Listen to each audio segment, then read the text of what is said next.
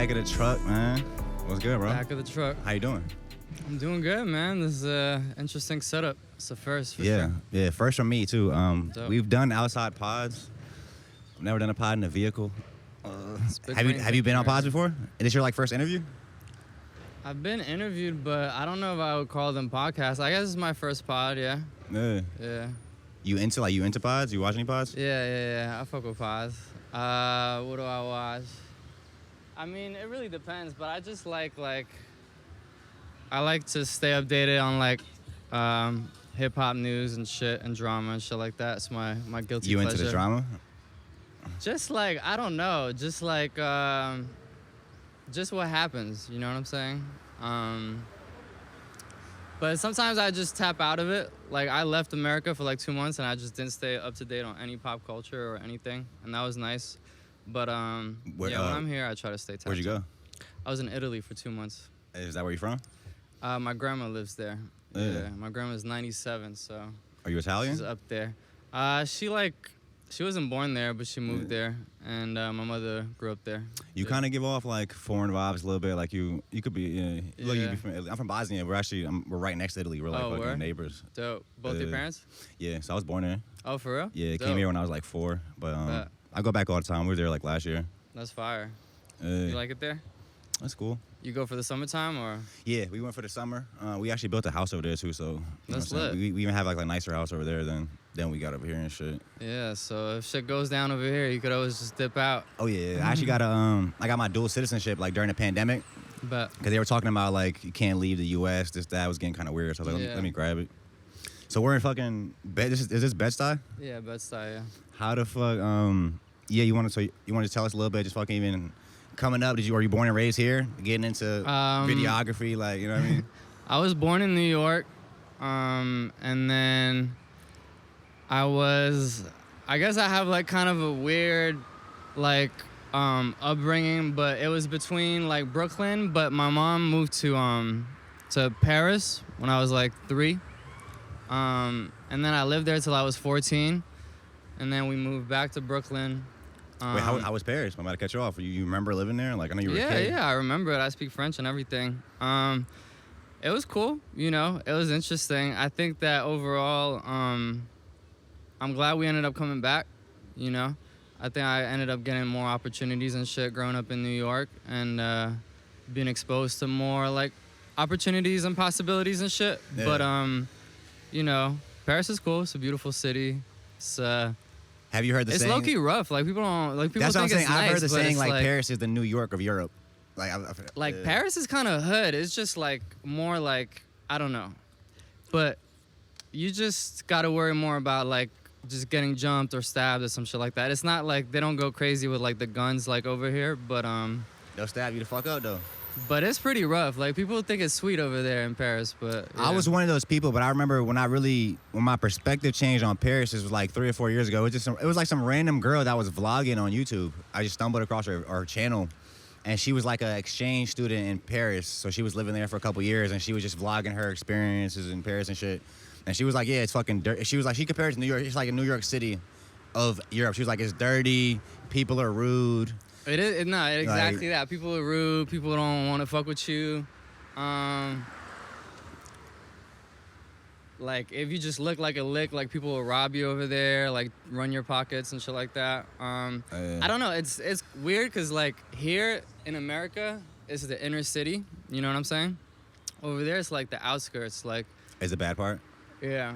Sometimes some parts of the inner city too, but they kind of created the hoods around Paris.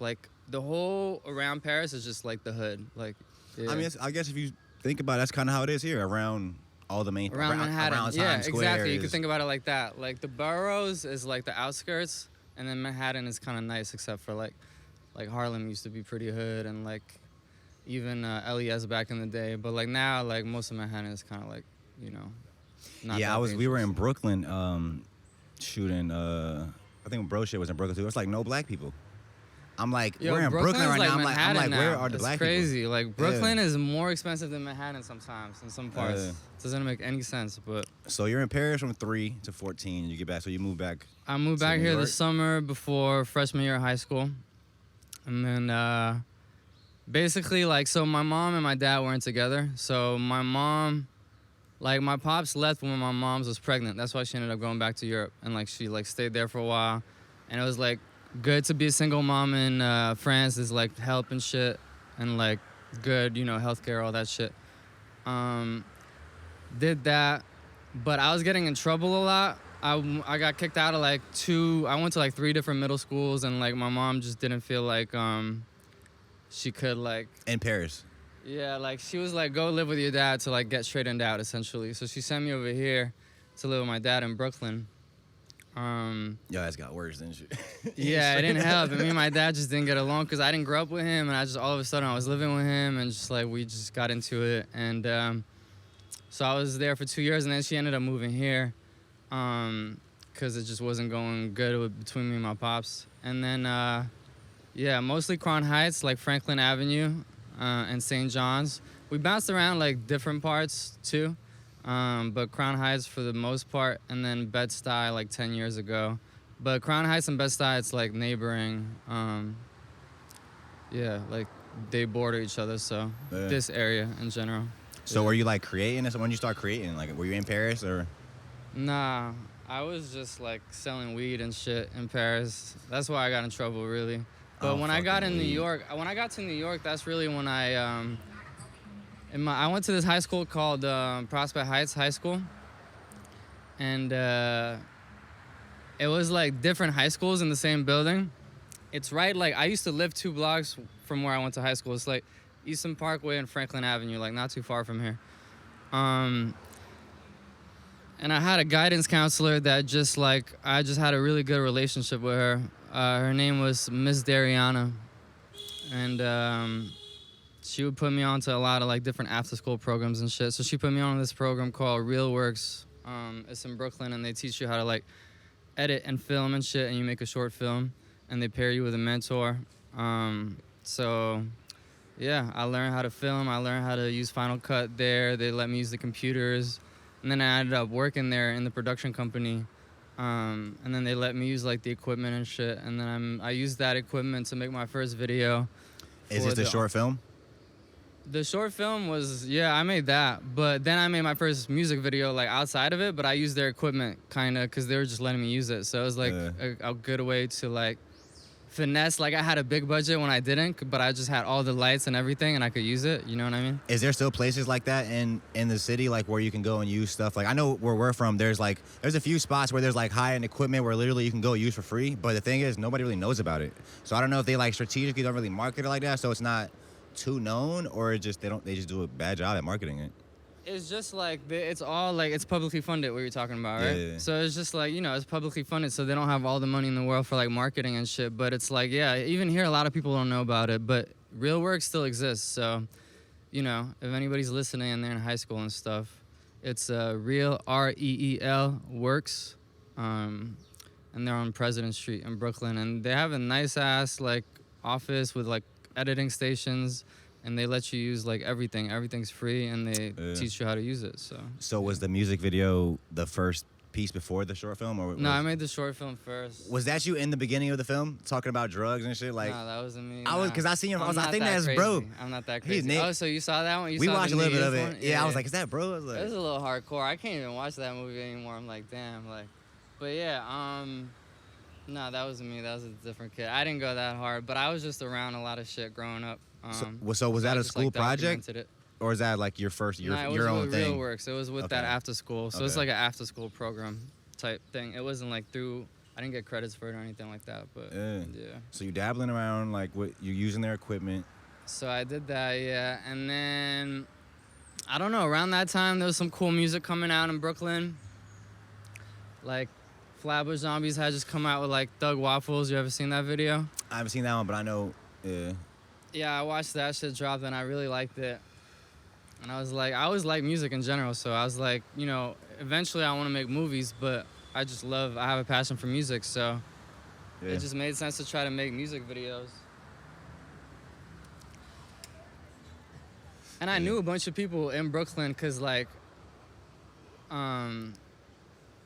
just from like hustling, I used to throw parties, and I used to just do a bunch of shit. So you know, I knew people. I knew like Phony People. That's the homies. They're a band from Brooklyn. I reached out to the Underachievers. That was the first video, the Underachievers. Isn't that like a big group? I feel like I heard of them. Yeah, they're a duo. So this is Issa Gold and AK. this when they were coming up. So this when they were like unknown or whatever. They only had one video out, and it had 10,000 views. Okay. It was but I bet you. But no, in those So times, Devilish. 10,000 seemed crazy though. It was kind of crazy for some kids from Brooklyn, like same age as me. Like, oh shit, like okay, this is dope, and the video was dope, but it was still like you could get to 10K, but it was a little hard. Like you had to get on a couple blogs. That was the blog era, so you had to like. Well, I'm assuming this is like what, like 10 over 10 years ago. Yeah, probably like 11 now. 11 So yeah, in those ago. times you get 10, 20,000. It felt like You're a lot. starting to break a little bit. Like, Yeah, you're starting to break a little bit. Because now you might get 1 million views and it seems like it's not shit, but I feel like that's because a lot of people's numbers are inflated. And there's more people on the internet. You got to think about there's more young people on the internet just consuming that kind of content. So. Yeah. But also a lot of people fake their numbers too, for sure. Yeah, we're on the block right now in the back of the pickup truck. If you're a listener, so you're hearing the sounds of Bed-Stuy in the background. Yes, sir. We did the second one called Gold Soul Theory. With the Underachievers as well. Yeah, me and the Underachievers. And Capital Steez was cameoing in it. R.I.P. Capital Steez. But yeah, it was a little moment. It was right when like the whole Beast Coast era was coming up. So it was like Pro Era had come out. Joey Badass's tape, had done well. Then Flatbush Zombies came out. They were blowing up. And the Underachievers were like the third leg of the Beast Coast movement. And that video just kind of blew up. Like, it just kept going. Like, got to 10,000 and then 20,000 and got to 1 million. And it's, like, over, like, 10 million views now. But it's, like... That was crazy because that was my first video. And the it's first. Like, my first music video ever. And it just, like, kept blowing up. I thought that was normal. I was, like... Because then, I made more videos. It wasn't always like that. But the first one just, like... I'm assuming there wasn't even a YouTube partner program at that time. Like, you probably didn't make any money off the views, right? Nah. They didn't have any plugs too. It was all organic. They weren't faking numbers or anything like that. They had, You probably couldn't even fake numbers at that point. Yeah, probably not even. They had, their friends that had blown up, like Flatbush Zombies and Joey Badass and shit like that. So they had that support system. But other than that, there was no labels, no nothing. It was just us just putting something out. How long did it take to get that first million? Like, how fast was the growth? Man, I don't remember, but I think it was getting a steady 10,000 views a day just for a long ass time until it got to 1 million or some shit like that. Yeah. So this is your very first video. So at that point, are you right? So because you said you didn't think it was like kind of like not shit. So was that like still like I don't know about this, or was you like okay, no, this is real? Like I need to. What about making music videos? Yeah. Yeah. You said you didn't feel like it was a lot. lot. You thought it was normal at first. You know what I'm saying? Yeah, kind of. I'm just saying, like, did you feel like it was a win? Like, okay, I got to keep going with this shit. Like, I just remember because I talked to my boy that was making music at the time, and he was like, had been putting so much work, and like nothing had like he would get the 10,000, 20,000 views, but then it would just stop. And I remember him being like, "Yo, this is crazy. Like, this is not normal." And it just kept going. Like, I don't know. It's just like I didn't think it was gonna keep going like that, but it's just like kept going. Like usually, like I had.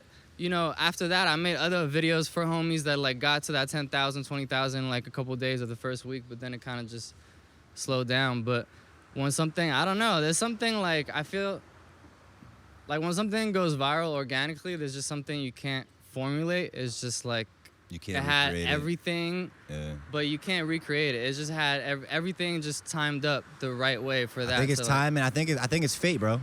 I think a lot of we look at, especially in this industry, we're so used to looking at numbers and statistics and who's doing what. We tend to forget that there is a certain level of, if you believe in that, fate, destiny that plays into this shit. Yeah, I do. I believe in God, all that. So, yeah, definitely. The older I got, the more I was like, I believed in, like, all of that. Just because it's like, there's too many coincidences. Like, you get to a point where it's just like, there's too many coincidences for you to write it off as just some random shit. Like, someone has a plan. To me, I really like chase the feeling and like when I'm doing so. Like when I'm doing shit, if I'm doing a pod or if I'm doing creative shit, I literally just feel like this is where I'm supposed to be. It's like this is and like whatever, like I'm not supposed to be anywhere else in this world. This is like, it feels like this is the right moment. You know what I'm saying? Yeah. So you try to be present. Present, yeah, present. I have a hard time with that. Yeah. Yeah, I feel like I'm always in the future. Like my mind's always in the future. Sometimes I just have to turn it off and just like enjoy just the present moment. You know, I don't even like looking back at like my old videos or nothing. I just like to worry about what I'm doing next and shit. So, like, but sometimes I just gotta force myself to just like, you know, appreciate what I got right now and just be in the moment. But, you know. I mean, like I said, I recently got, so I got hip to you when you did the Soulja Boy shit, the LimeWire video, which off top is crazy to me. Like, well, I don't care what else you did, just that right there, you go in my eyes, right? So it's like, because we were using LimeWire coming up, it goes away, it returns as a damn NFT marketplace now. Soulja Boy's on there. I'm like, okay, this makes sense because I think he was the first like music artist on LimeWire. Yeah, how the fuck you get it linked in with them? And also, I think like what was crazy to me about that video is when I first watched it, I thought a lot of it was green screen and like After Effects, but then I went like see like the behind the scenes post you had made, and like a lot of that was like set design, like in real life. I was kind of shocked at that. Yeah, I like to mix like, that's what I've been doing lately. Just mixing a lot of real foreground elements and then just do some like digital backdrops. I've been messing with the LED screen, like these giant LED screens too. That's my next video. I'm excited to drop that one. But yeah, just blending real shit with digital to the point where you can't tell what's what, you know? Yeah. But you gotta have the real shit too, you know? If it's all digital, it's like, it feels weird. Yeah. Example I would say for that is Mosh Pit's videos. You know Mosh Pit? Yeah, I fuck with his videos. Are mostly digital. They're cool, they're creative and shit, but it is a certain level of like, I don't know, it doesn't feel tangible. Like, I don't know.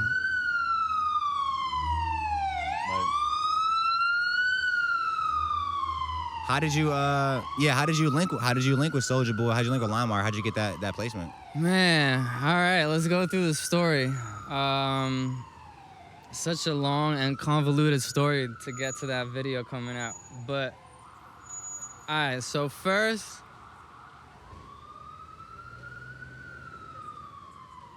and we don't have to skip parts. We can work our way there. All right, this is where the story starts. My boy Vision, he's an animator. He hits me up and he's like, yo, I got this unreleased Kanye West record produced by Danny Wolf. Do you want to make a video for it and sell it as an NFT? He was like, Danny has the right to it, and Ye signed off that, you know, Danny can just drop it on his own project however he wants. So I'm like, fuck yeah. This is pre like I Love Hitler and all that shit, and Ye is just my favorite artist. He said pre I Love Hitler. So I'm like, fuck yeah, I definitely want to make this video. So we make a fire ass video for this song called Capri Suns. You ready this? Yeah, I'm down. That God willing, one day we'll see the light of day, but with Ye? He wasn't involved. Like we just did this whole like like a motion capture shoot, but like we got the movements like exactly. It's like a fully animated video, but it's just a fire ass video. It goes through like all the eras of Ye and shit. So we make the video. We're about to drop it. This shit like, and I never like dropped any NFTs or anything like that. Need a lighter? No, I think it's lit. This shit. Oh, there's a thing called NFT LA where it's like a lot of the NFT people go to LA during that week. So we premiere at one of the parties, like this mansion party. Is this the Soulja Boy LimeWire video? Nah, I'm getting there. Okay, you keep it. You good? All right. And this is the Capri Sun shit. Is that what you said? This is the Capri Sun video. Okay. We screen it. We screen it at this party. Like take everybody's phone so it can't leak, and we screen the video. And it blows up like that, cause at the end of the video there's a QR code that links to Discord, right? everybody at the party is like, yo, this is the Discord, this is this NFT dropping, and they send it to their fucking Discord channels, whatever. There's like thousands of people overnight in this Discord channel, all waiting to spend like hundreds of dollars. So we essentially could have, like, it was gonna be the amount that we were gonna sell was gonna go up to like $2 million total, and like, it was one frame of the video. It was like we divided the whole video into frames, and you could own one frame. And then like if you own that NFT, you could see this video exclusively on the website. It was a dope concept. But it blows up. We're ready to drop it. It blows up so heavy that somehow Ye and his team hear about it somehow.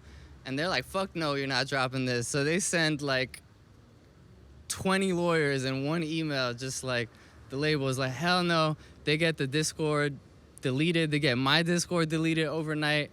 And we're like, all right, we're not going to be able to drop this shit. But in the meantime, I had reached out to LimeWire to like help release this video and premiere it and shit. So that's how I started the conversation with LimeWire. So that's why I told this whole story, just so I could start For the LimeWire connection. to premiere the Capri Sun video. Yeah, which never ended up dropping, right?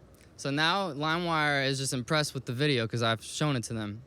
And they're like, yo, we got this record, the Soulja Boy record, that we like, you know, we did a partnership with him for him to do a LimeWire record. Do you want to make the video for it? And I'm like, yeah, I'm down. But they're like, they sent me the record, and it was over another beat at first. And they're like, we just want to, we want to kind of just mix it a little bit more. Like, just, they wanted to, like, amp up the record a little bit. So, they linked me with Soulja Boy's manager. His name is Theo. You have a lighter? Yes, sir. So me and Theo links up because he lives in New York. Soulja lives in LA. Me and Theo link up, and I bring him to my boy's studio. His name is Dom. His producer name is Mitch Mula. So I bring him to Mitch Mula's studio, and we just grab the vocals. So I essentially A&R'd the record because like he just redid a whole other beat, and we chopped up some sections and shit like that. And then they loved the new version, and they set up the whole video. And then I flew to LA, met Soulja there. He came to like a green screen studio. We had him, we only had him for a day, so we didn't have time to put him in like all the outfits. So essentially what we did is we hired like stand-ins to like rock the outfits, and then we motion tracked their face. You could tell, I think, but I thought I was part of the video. Yeah, it makes it like a little meme, you know? Yeah. But, and then we recorded him saying all this shit. You good? But, and then I edited it, and then my homie... At what point did you make the treatment? When the new song was done. Yeah, when the song was done, I wrote a treatment for it. I had written a similar treatment for Thugger. Where like, can I ask it on here? Yeah.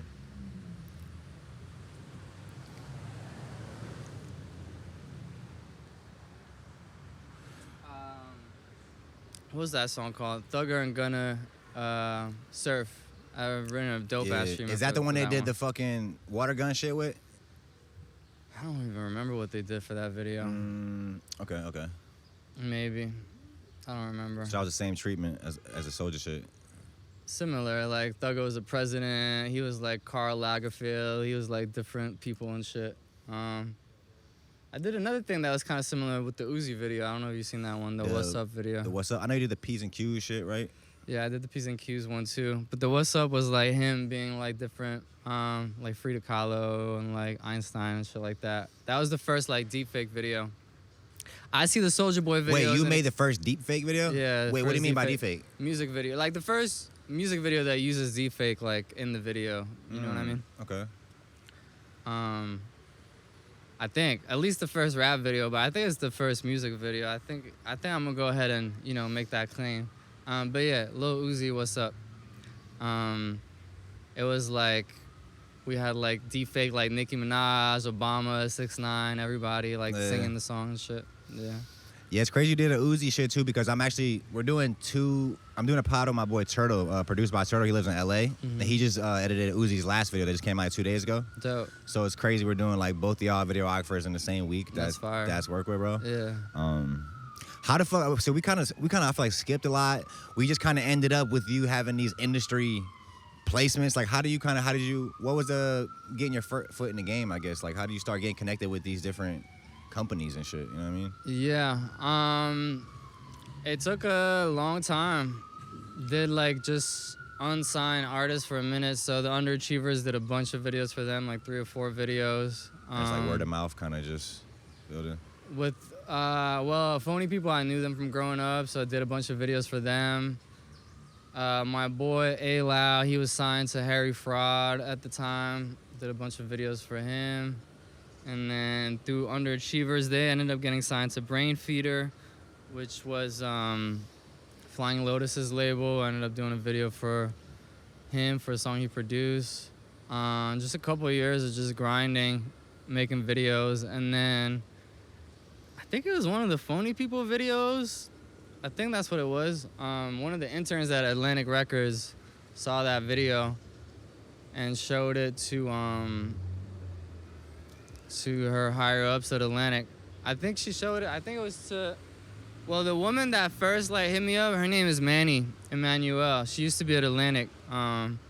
She's at a different label now, but she really gave me my first like big look, which was the Uzi P's and Q's video. That was my first label video, which is kind of crazy.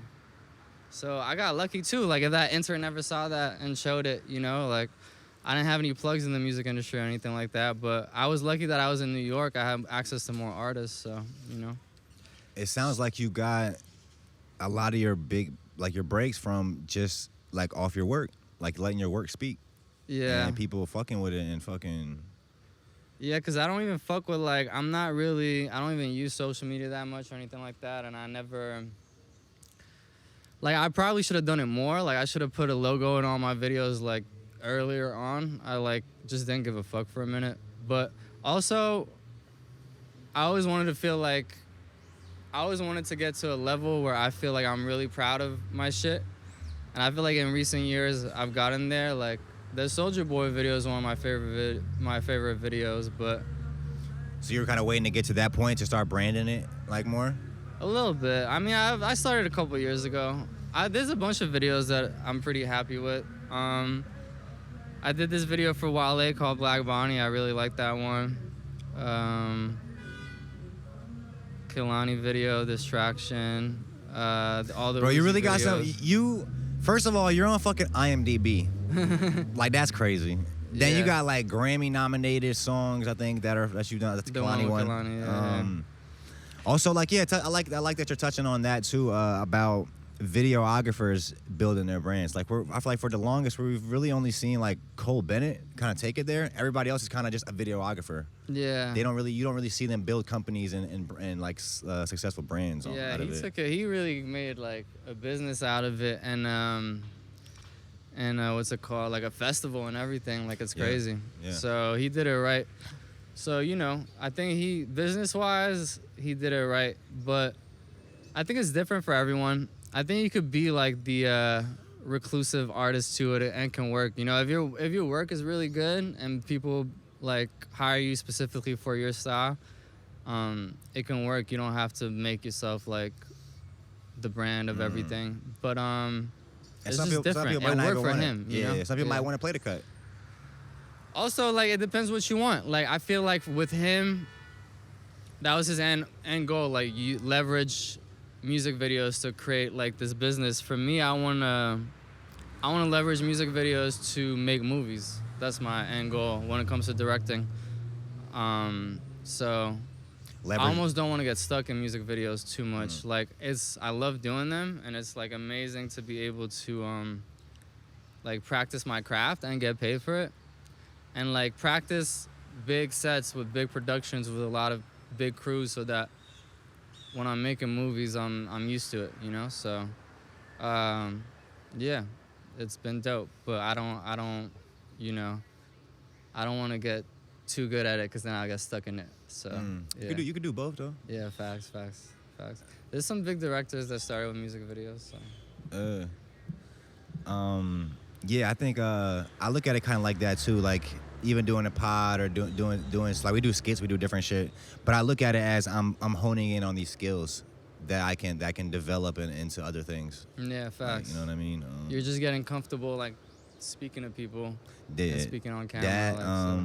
yeah. Okay, so you growing up here, you doing these different shits. You come back from Paris.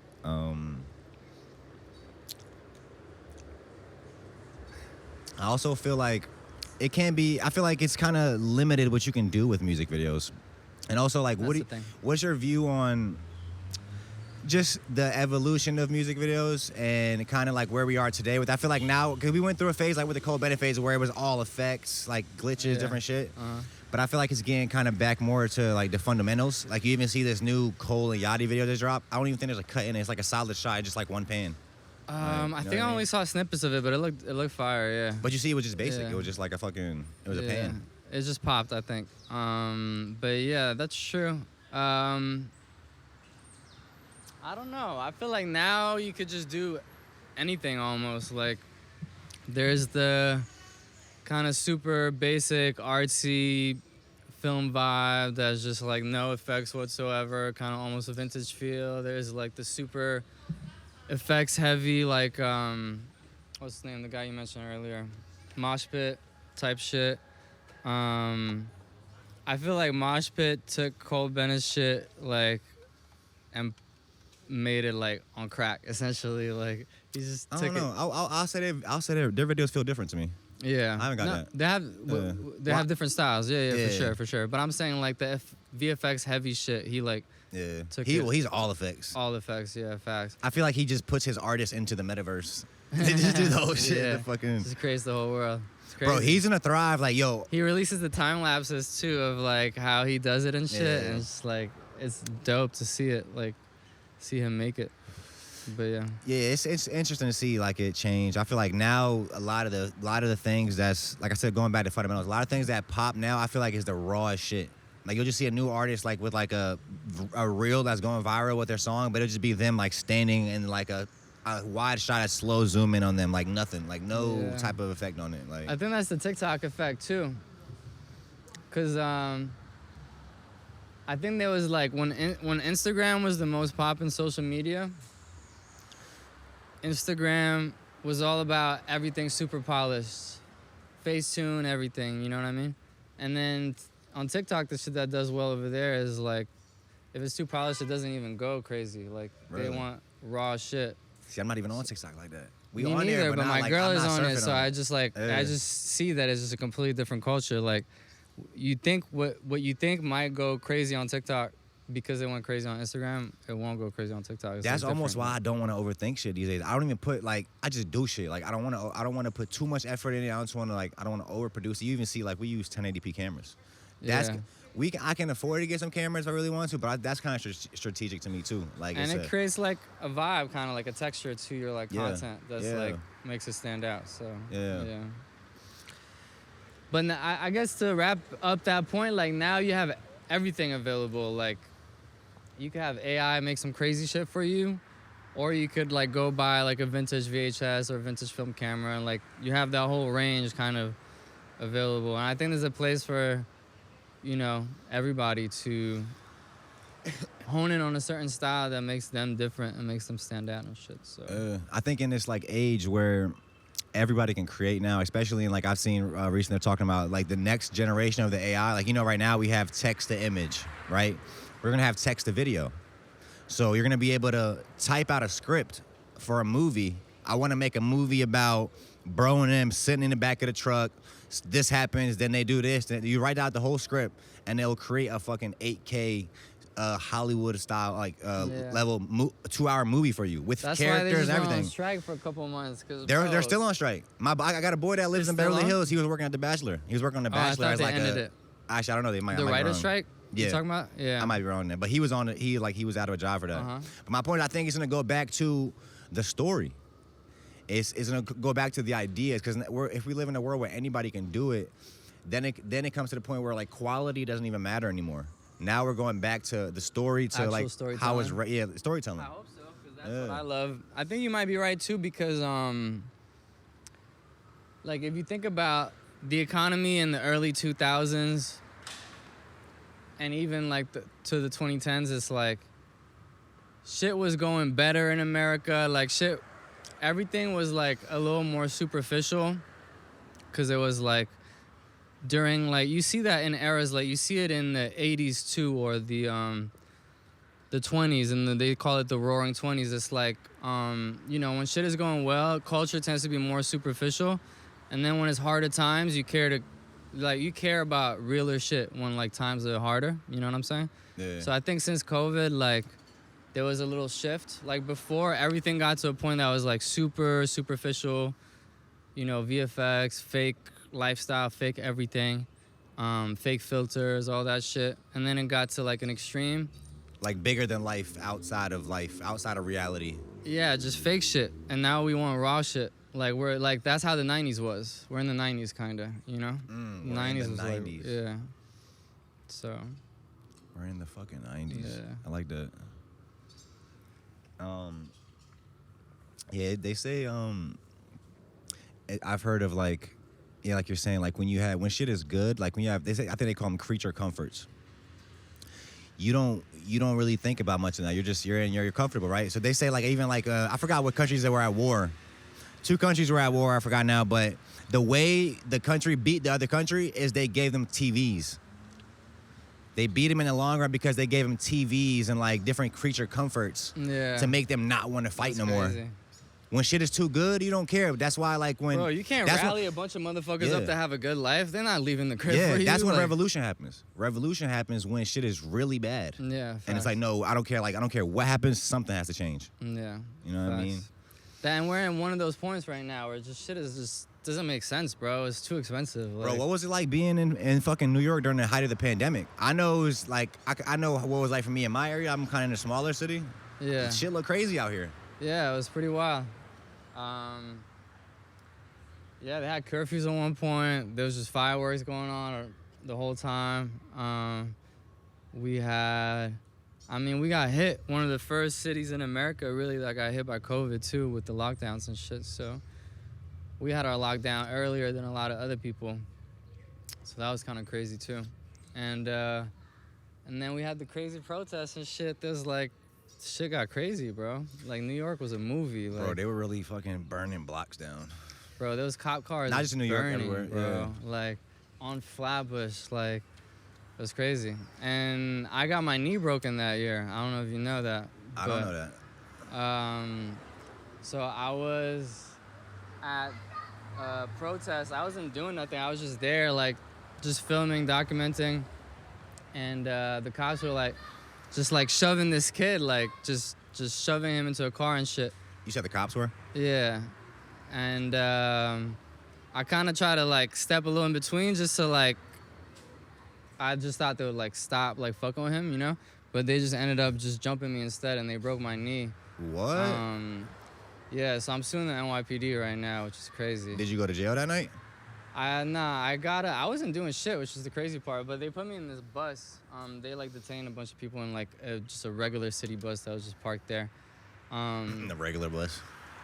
Yeah, it was weird. So you just sit on this bus with a broken knee? Yeah, for hours, bro. And they made me stand because there was no seat too. And they had like the zip ties mad tight, like just bleeding to my wrist and shit.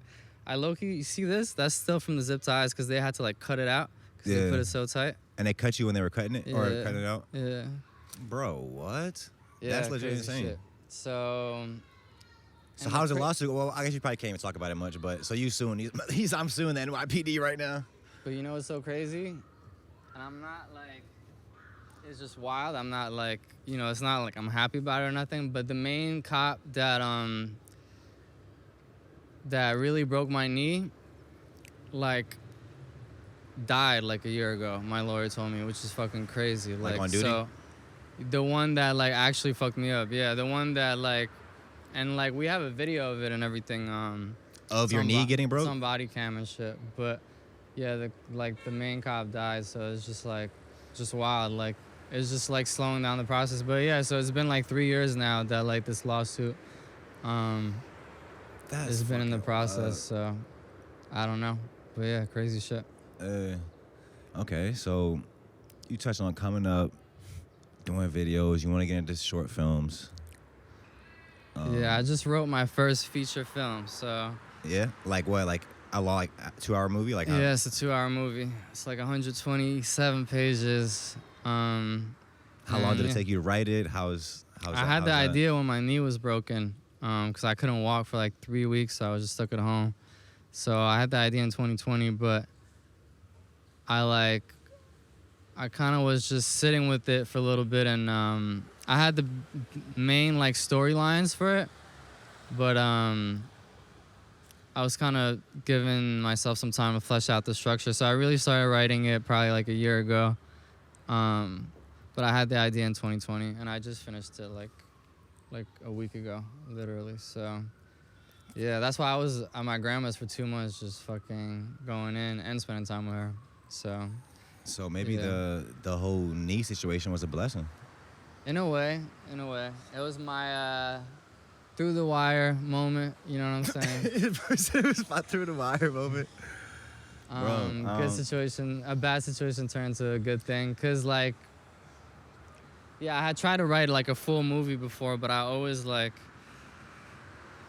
What was stopping either you? lost interest or second guessed myself. Is like, nah, like it's not that fire, and kind of like stopped finishing it, like never finished it. But this one I actually like love. Is Like, this I a love similar it. like idea to these other ones you've been trying to write? Nah, or is I this a whole just nother got thing? fully inspired in 2020. Like just with everything that was going on around, it was like very cinematic in a very dystopian way. And this movie is kind of a little more dystopian and like satirical a little bit. So, you know, I like to involve humor and shit. Like, you know, like the Soulja Boy video, I feel like it's pretty funny. Like I like funny shit. Everything that dude does is funny. Like, Yeah. yeah. Oh, Soulja? Yeah. He's comedy, bro. He's a great guy. I fuck with Draco. You may not want to get into like the idea of the movie or like what, you know, the story of it. But what was like just the process like of working on writing it? Are you thinking about who I'm gonna cast for this? Like what else are you thinking about? Are you thinking about future aspects of it in the writing stage? When I'm writing it, I was just thinking about like the different people in my life that inspired the different characters.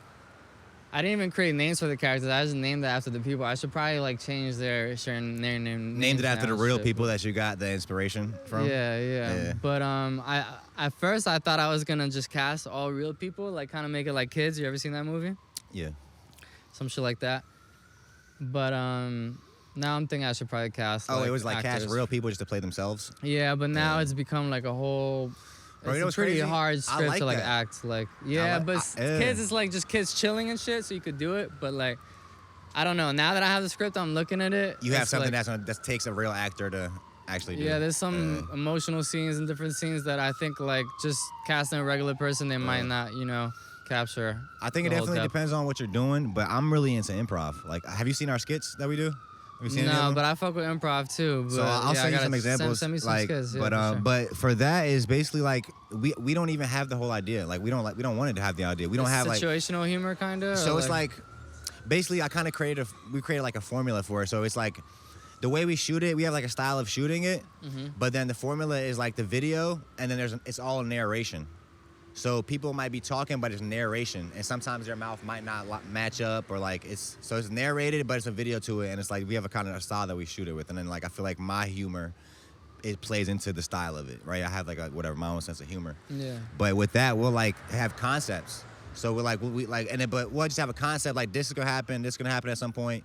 We might have 2 or 3 ideas of it, but we know this is gonna happen.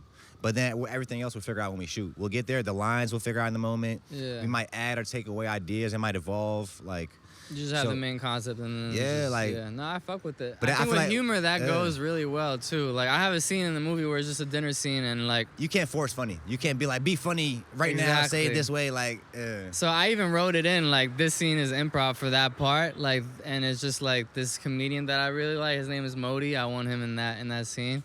Just doing his thing.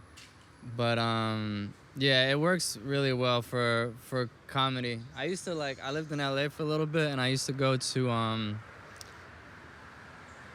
it's called Upright Citizens Brigade. It's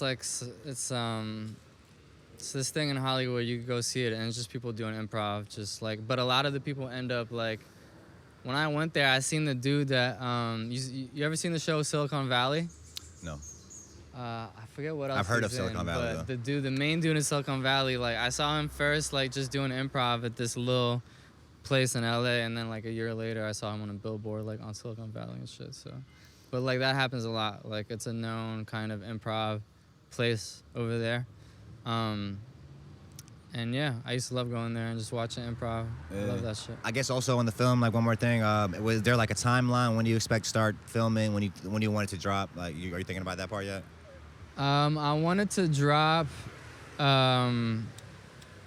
during the election period of 2024. Are you thinking about some what? Yeah. You want some shit? I feel like. I just feel like, you know, I'm pressing some buttons in the movie, and I think it'll just be good timing to have it come out around there. So, yeah, my Location, plan is you want it filmed in New York? most of it in New York, yeah, and a little bit of it in Cali, but I would say like 90% of it in New York.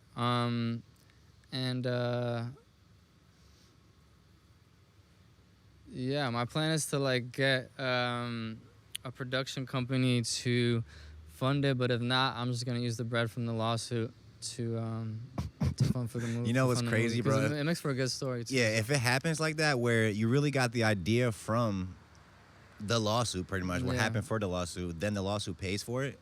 That's Full literally circle, crazy. yeah. But you know, we'll see. Hopefully, I can get like.